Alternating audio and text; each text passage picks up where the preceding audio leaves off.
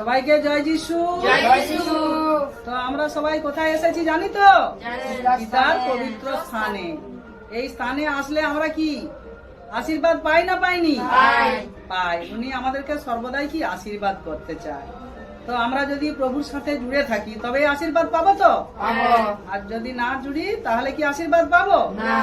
তো আমরা একমাত্র ঈশ্বর আমাদেরকে সেই সদা প্রভু, যিনি আমাদের কি সঙ্গে সাথে আছে, উনি আমাদেরকে সর্বদাই কি মনোনীত করে এনেছে পরিত্রাণ দেওয়ার জন্য, আশীর্বাদ করার জন্য। উনি আমাদেরকে অনুগ্রহ দান করে না করেনি? করে। তো আমরা সেই অনুগ্রহ পেতে চাই তো। তো আমরা কি সেই বাক্য দ্বারাই শিখবো।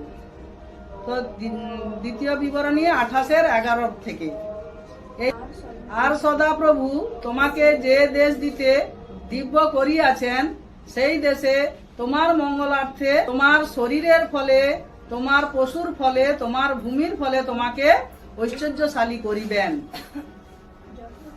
যথাকালে তোমার ভূমির জন্য বৃষ্টি ও তোমার হস্তের সমস্ত কর্মের আশীর্বাদ করিতে সদাপ্রভু আপনার আকাশরূপ মঙ্গল ভাণ্ডার খুলিয়া দিবেন। আর তুমি অনেক জাতিকে ঋণ দিবে, আপনি ঋণ লইবে না। আর সদাপ্রভু কেবল তোমাকে পুচ্ছ স্বরূপ করিবেন, মস্তক স্বরূপ করিবেন, পুচ্ছ স্বরূপ করিবেন না। তুমি কেবল অবনত না হইয়া উন্নত হইবে। আর সদাপ্রভু তোমাকে যে আজ্ঞা দিয়াছেন সেই আজ্ঞা পালন করিতে তোমার অদ্বৈ আদেশ করিতেছি, ওই সেই সকলেতে কর্ণপাত করিতে হইবে। সেই সকল আজ্ঞা, যে সকল আমি যে সকল আজ্ঞা করিতেছি সেই সকলের জন্য অন্য দেবগণের সেবা করণার্থে তাহার অনুগামী হইবার জন্য সেই সকল কথার দক্ষিণে কি বামে ফিরিতে হইবে না। এর দ্বারা আমরা কি বুঝতে পারি? যে ঈশ্বর আমাদেরকে কি নতুন নতুন দেশ দিয়েছেন। দিয়েছে কি দেয়নি? দিয়েছে। কেননা আমরা কি সেই বাড়ির মধ্যে কি বন্ধ ছিলাম। হ্যাঁ, আমরা বাড়ির মধ্যে কি থাকতাম, আমরা কি বাইরে বেরোতাম? কিন্তু দেখো আজকে প্রভু যিশুকে পাওয়াতে আমরা অনেক নতুন নতুন জায়গায় যেতে পারছি কি পারছি না? পারছি। কেননা ঈশ্বরের সুসমাচারের প্রচারের জন্য ঈশ্বর আজ আমাদেরকে মনোনীত করে নতুন নতুন দেশ করেছেন, নতুন নতুন দেশ দেওয়ার জন্য। মানে কি সেই সব দেশে ওনার কি সুসমাচার প্রচার করার জন্য। আর আমরা যদি তার সুসমাচার প্রচার করি, উনি আমাদেরকে কি বলছে? যে আশীর্বাদ করবে। কেননা আমাদের শরীরের যে ফল, শরীরের ফল বলতে কি বোঝাচ্ছে? যে আমাদের শরীরে কি ছিল? অনেক কষ্ট যন্ত্রণা ছিল, হ্যাঁ, অনেক রোগ ব্যাধি ছিল, সে সকল হইতে উনি কি আশীর্বাদ করছেন। আর আমাদের পশুদের ফলে, আর আমাদের পশুদেরকেও আশীর্বাদ করে না করেনি? করে। আমরা যখন আমাদের বাড়ির কোনো পশু অসুস্থ হয়, আমরা যখন প্রার্থনা করি তো সেই পশু কি সুস্থ হয়ে যায়। এরকম অনেক মন্ডলীতে সাক্ষী পড়ে তো। তো সেই সাক্ষী দ্বারা আমরা কি আমাদের বাড়ির যখন কোনো পশু, আমার এরকম বাড়িতে একটা কুকুরের মাথায় কি আঘাত করেছিল, আমিও তো প্রভুকে প্রার্থনা করেছিলাম। দেখো সেই মানে জীব কি করেছে, আমার রান্নাঘরের মধ্যেই থাকে এবং সে কি এখন খুব সুন্দর হয়ে গেছে। তাহলে এটা কার মহিমা? একমাত্র ঈশ্বরেরই মহিমা। তাদের কি কোনো ঔষধ লেগেছে? লাগেনি। কেননা আমরা কি প্রার্থনা করেছিলাম। সেই জন্য বলা আছে না যে বিশ্বাসের ধার্মিকের বিনতি কার্য সাধনে মহাশক্তিযুক্ত। আজকে আমরা যদি কারোর জন্য প্রার্থনা করি তো প্রভু আমাদের আশীর্বাদ করে কি করে না? করে। আর কি বলছে? যে ভূমির ফলে, হ্যাঁ, আজকে আমাদের ভূমিতে যা কিছু চাষ করি না কেন, এই ভূমি কার সৃষ্টি? সেই ঈশ্বরেরই সৃষ্টি।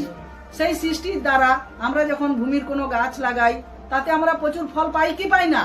পাই।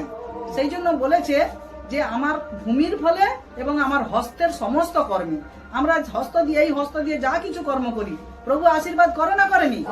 করে। দেখো কেবল বলছে কি তুমি হচ্ছে গিয়ে মস্তক স্বরূপ হইবে। হ্যাঁ, আজ প্রভু আজ আমাদেরকে কি মস্তক মাথায় করে রেখেছে। আজকে যদি প্রভু আমাদেরকে আশীর্বাদ না করতো তো আমরা কি এই মহান কাজকর্ম করে দেখাতে পারতাম না। কিন্তু বলছে যে পুচ্ছ স্বরূপ করিবেন না। আজকে কি আমাদেরকে মানে খারাপের দিকে নিয়ে যাচ্ছে? না, আমাদেরকে সর্বদা কি ভালোর দিকে নিয়ে যাচ্ছে। আর আমরা কি করছি? বলছে অনেক জাতিকে ঋণ দিবে। হ্যাঁ, আমরা কি করি, যখন ঈশ্বরে থাকি ঈশ্বর আমাদেরকে প্রচুর আশীর্বাদ করে। আমরা কি অনেককে ঋণ দিই, কিন্তু আমরা কারোর কাছ থেকে যেন ঋণ না নিই। আমরা যদি কাউকে দিতে না পারি, আমরা যেন কারোর কাছ থেকে ঋণ না নিই। আর বলছে যে তোমাকে কেবল অবনত না হইয়া উন্নত করিবে। আজকে আমরা কি নষ্ট হয়ে গেছি? আমরা কি মানে রোগ শয্যায় শুয়ে আছি বিছানায়? কিন্তু আগে যখন আমরা প্রভুকে চিনতাম না, তখন আমরা কি বিছানায় শুয়ে থাকতাম। কিন্তু প্রভু আজ আমাকে দিন দিন প্রতিদিন কি করছে, আমাদেরকে কি দৌড়াচ্ছে, আমাদেরকে নিয়ে ছুটছে। হ্যাঁ, আজ আমরা যেন প্রভুর পশ্চাৎগামী হই। হ্যাঁ, সেই পিতর যখন কি করেছিল, তারা কি নৌকায় মাছ ধরেছিল। প্রভু যখন ডেকেছিল, তো ওরা কি করেছিল, জাল ফেলে নৌকা ফেলে প্রভুর পশ্চাৎগামী হয়েছিল। আজ আমরাও কি সংসারের থেকে মনোনীত করেছে, সংসারের যা কিছু কর্ম আমরা কি প্রভুর কাছে প্রার্থনা করে সবকিছু করে দিয়ে আমরা কি ঈশ্বরের কর্মের জন্য যেন মন তৈরি করি। আর প্রভু কি বলছে, যে তোমাকে কি যে নতুন দেশ দিয়েছে, সেই দেশে আমরা যেন কি প্রভুর সুসমাচার প্রচার করি। আর আমাদেরকে যে আজ্ঞা দিয়েছে সেই সকলেতে কর্ণপাত করি। হ্যাঁ, প্রভু আমাদেরকে সেই বাক্য দ্বারা, বাইবেল দ্বারা যে আজ্ঞা দিয়ে থাকে, সেই আজ্ঞা আমরা যেন পালন করি। বলছে যে অন্য দেবগণের সেবা করণার্থে আমরা কি সেই প্রভু যিশু আমরা জেনে গেছি একমাত্র ঈশ্বর, আমরা কি সেই ঈশ্বরকে ছেড়ে দিয়ে আর কারোর সেবা করব? আমরা যেন আর কাহারও সেবা না করি।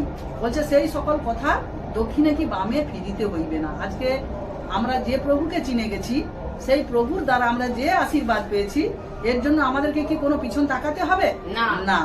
বলছে যে ব্যক্তি ল্যাঙ্গলে হাত দিয়ে পিছনে তাকায়, হ্যাঁ, সে ঈশ্বরের রাজ্যের উপযোগী নয়। আজকে আমাদেরকে ঈশ্বরের রাজ্যের উপযোগী করে তুলতে চায়। তো আমরা কি যেই লাঙলে হাত দিয়েছি, মানে কি যেই প্রভুর যিশুর বচনে এসেছি, আমরা সত্যটা জেনে গেছি, আমরা যে সুস্থতার জীবন পেয়েছি, আমরা যেন পিছন দিকে না তাকাই। যদি তাকাই তাহলে কি আশীর্বাদ আসবে? কোনো মতেই আসবেনি। আর আমরা যদি পিছনে না তাকাই, আমরা শুধুই কি প্রভু আমাদেরকে কি বলছে, অবনত না হইয়া কেবল উন্নত করিবে। তাহলে আজ আমাদেরকে সর্বদিক থেকে উন্নত করছে কি করে না? করছে। তো আমরা সবাই যেন প্রভুর পশ্চাৎগামী হই। তো এতটাই ঈশ্বর আমার আত্মায় দিলেন। সবাইকে জয় যিশু।